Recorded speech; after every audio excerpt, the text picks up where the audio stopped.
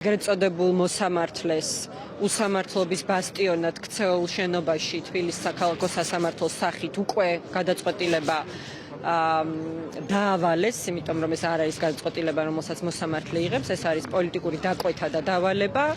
წულუკიანის ღალატის კომისიის შედეგი, რომლის მიზანი ერთის მხრივ არის საქართველოს უახლესი ისტორიის რუსული ვერსიით გადაწერა და 2008 წლის ომის საქართველოზე დაბრალება და მეორეს მხრივ ოპოზიციის დევნა, რეპრესიები და საზოგადოების დაშინება, ზურა ჯაფარიძის განეიტრალება, რა თქმა უნდა, ივანიშვილის რეჟიმისთვის მნიშვნელოვანი მიზანია, იმიტომ რომ მას მნიშვნელოვანი მხარდაჭერა აქვს. გაუგონარი რამ ხდება თბილისის საქალაქო სასამართლოსთან, სასამართლო პროცესები ფორმალურად მაინც უნდა იყოს ღია და აქამდე ეს ასეც იყო, მაგრამ ხედავთ რომ არავის უშვებენ, არათუ სასამართლოს შენობაში, არამედ ეზოშიც, ამხელა საჯარო ინტერესი არის და არის ერთ-ერთი ყველაზე მცირე დარბაზი, სადაც ტარდება ზურაგირჩი ჯაფარიძის პროცესი. მოსამართლე არის შვანგირაძე, რომელიც სულ რამდენიმე თვის წინ გახდა კლანის მიერ იქნა დასმული და გახდა სასამართლოს წევრი. ეს არის